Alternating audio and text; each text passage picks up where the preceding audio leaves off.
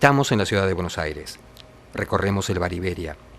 Aquí se reunían los simpatizantes de la República Española para seguir los aconteceres y avatares de la Guerra Civil, iniciada en 1936.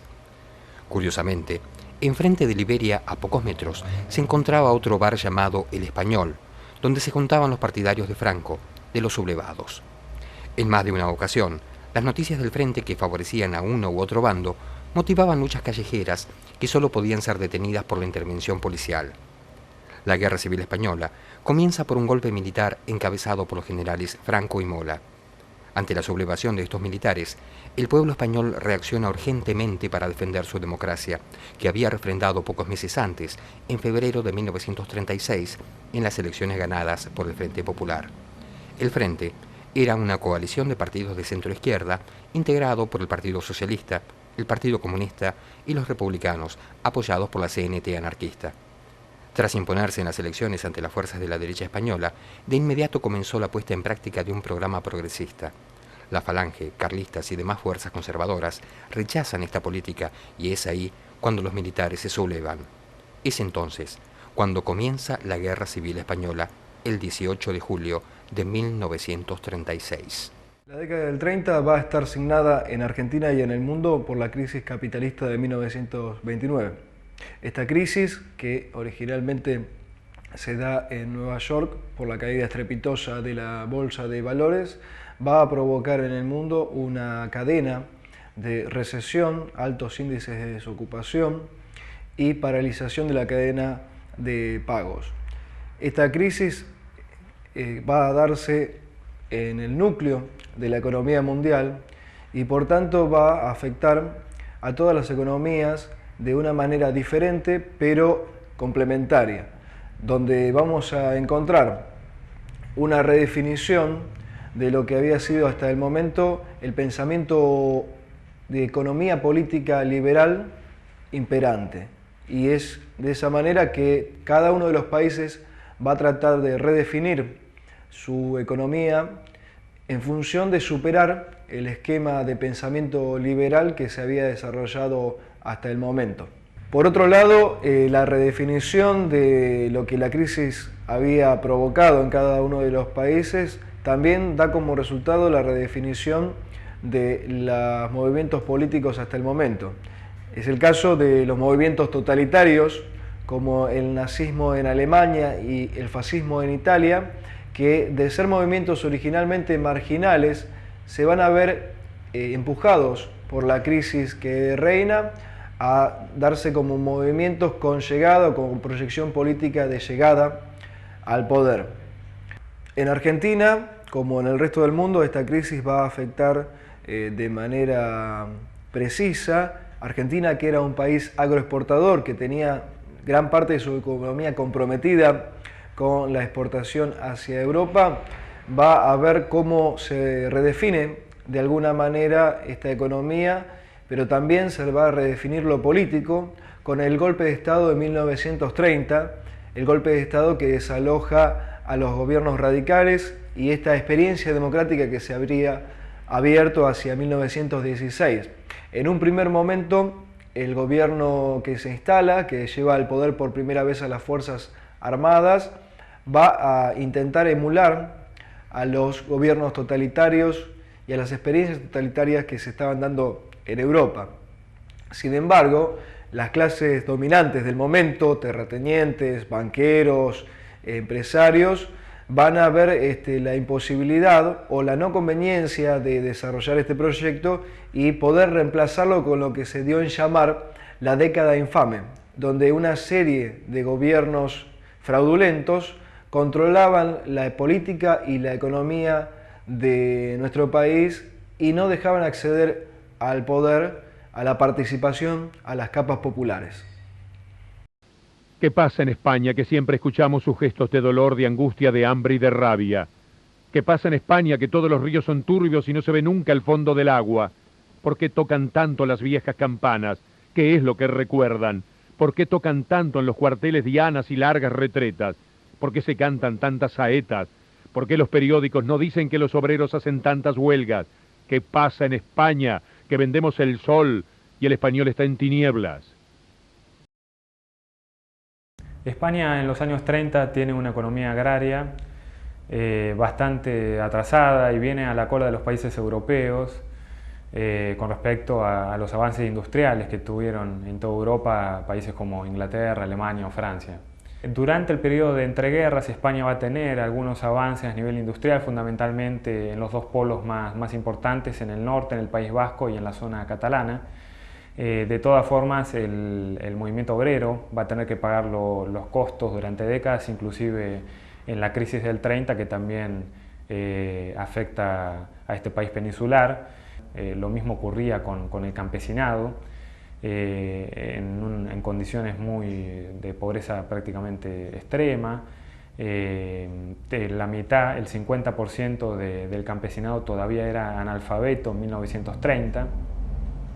Y aún más profundiza esta frustración la Ley de Reforma Agraria sancionada en 1932 por la República, que si bien tiene las mejores intenciones no puede llevarse a cabo por el constante boicot que ejercen los terratenientes y la derecha española, y que llevará al movimiento obrero y campesino a defender la democracia obtenida en las elecciones de 1936 por dos motivos. Uno basado prácticamente en su propia subsistencia, por las mejoras obtenidas durante la República, y otro por el avance del fascismo que venía a toda Europa. La crisis del 30 va a golpear fuertemente a los trabajadores, que van a sentir todo el peso de la crisis sobre ellos, van a sufrir la desocupación masiva, los bajos salarios, y en un primer momento los sectores obreros no van a articular una respuesta, pero con el devenir de los años va a aumentar la lucha del movimiento obrero y sindical y se van a producir movimientos muy importantes en Argentina en el año 36, en Asturias en el año 34, en Francia en el año 38, en las cuales la lucha por las reivindicaciones sociales sumadas a las libertades democráticas van a ser las principales banderas de lucha de estos movimientos frente al avance de los fascismos y de las corrientes autoritarias como las dictaduras.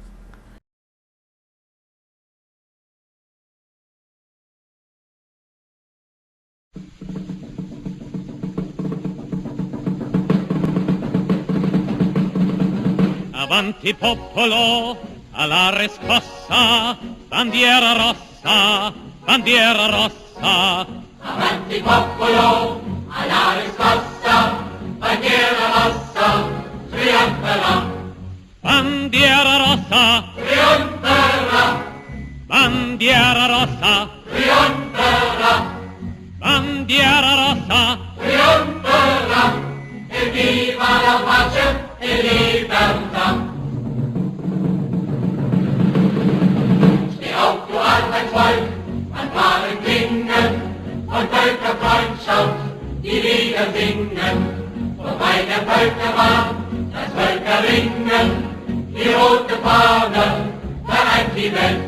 Blutrote Fahne, Du Sturmsignal. blutrote Fahne. Desde el comienzo de la guerra, de todos los países del mundo y de todas las colectividades españolas, partió una gran ayuda a la República. Medicinas, ambulancias, víveres, ropa y un sinnúmero de otros materiales llegaron a destino. El movimiento obrero organizado y los partidos de izquierda fueron los más activos en estas campañas. Muchas personas iniciaron su militancia en esta causa.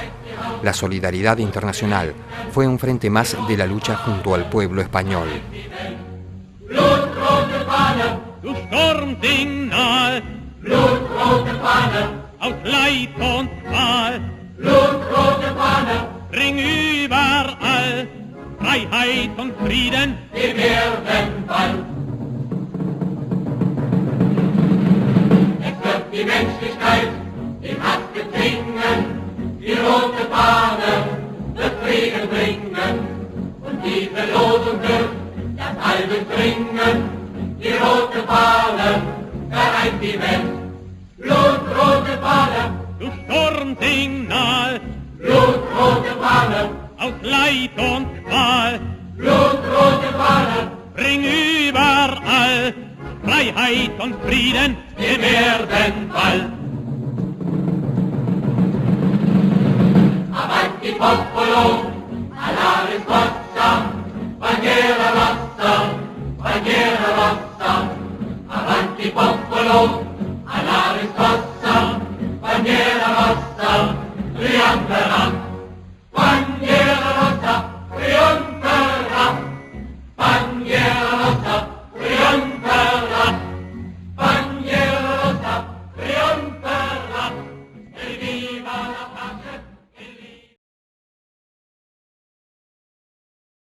Las brigadas internacionales fueron creadas a propuesta de la Internacional Comunista en 1936 y el gobierno español las acepta en octubre de 1936. Estas brigadas internacionales van a ser la solidaridad de los distintos países alrededor del mundo con la República Española para participar en el combate. De esta manera, las brigadas internacionales se constituyen con brigadistas de los 5 continentes y la participación de todos los países de Europa que van a solidarizarse con la República. Entre las brigadas internacionales vamos a encontrar trabajadores, mujeres, campesinos, una importante cantidad, digamos, de trabajadores desocupados que se veían afectados también en sus países de origen por las causas que combatía la República Española, y de ahí la solidaridad profunda con la lucha del pueblo español.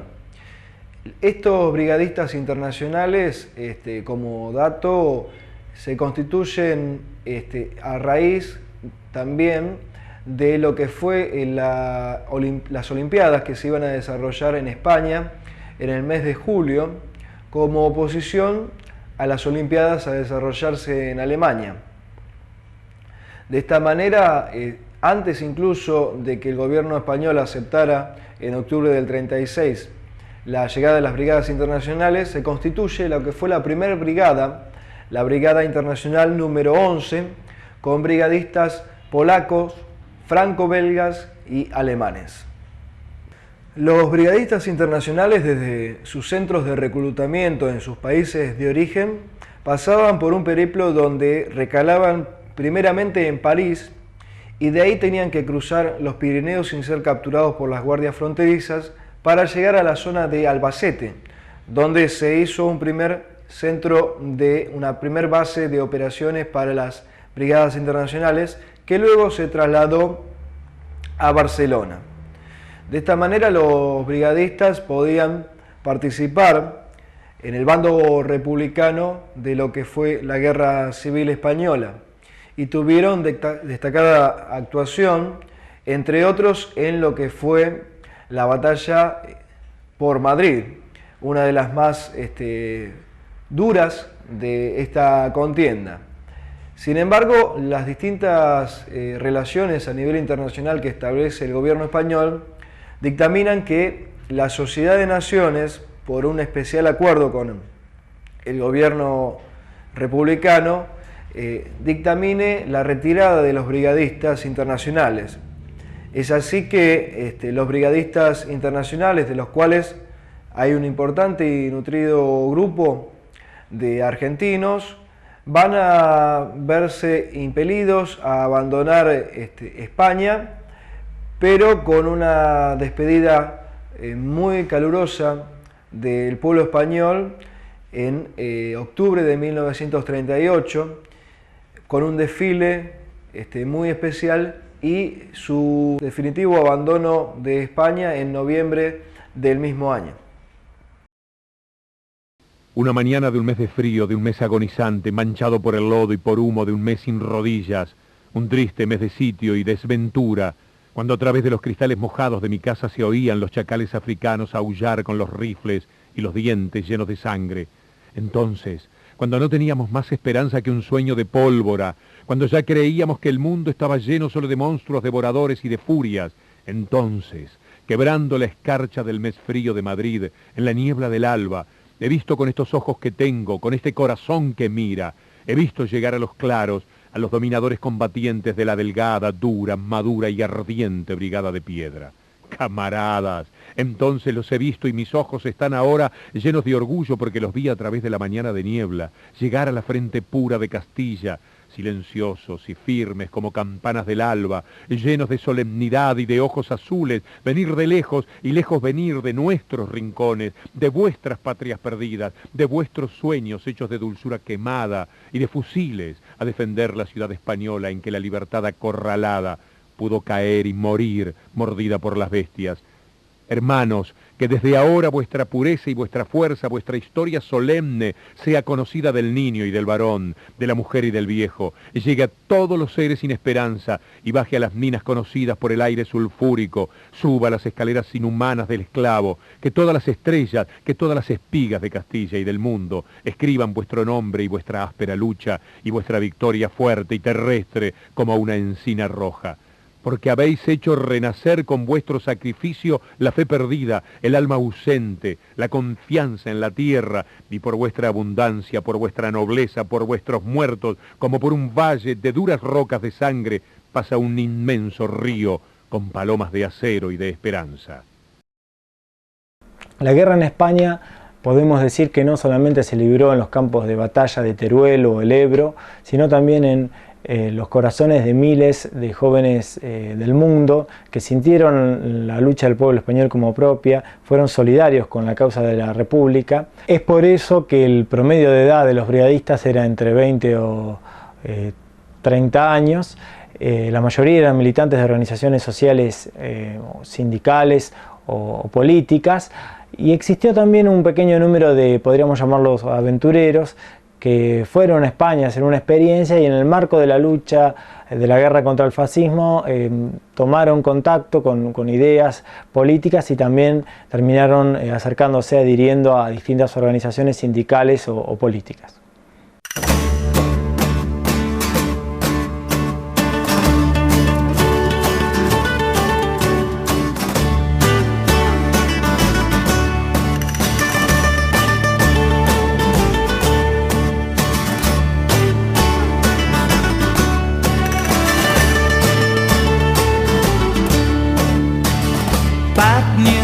The great divide comes in from every side. Still hope won't be denied. Though it's always the cause, though it's always the cause.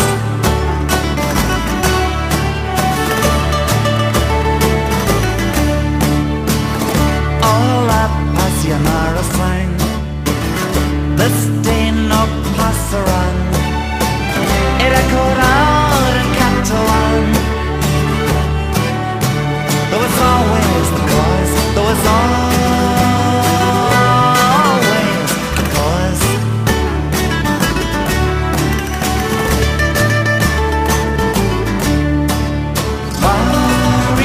Mariposa, late nights waiting on the Via Dolorosa. Hold me closer, not long now, oh my bella hermosa. Though it's always the cause.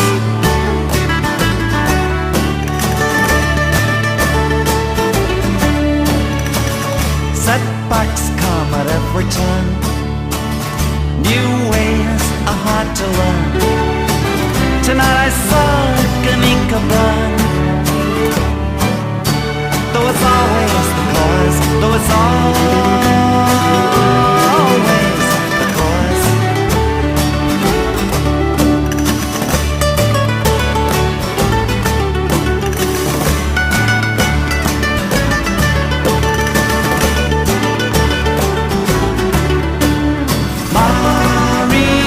Mariposa, late nights waiting on the Via Dolorosa. Hold me closer, not long now, oh my bella hermosa. Though it's always the cause.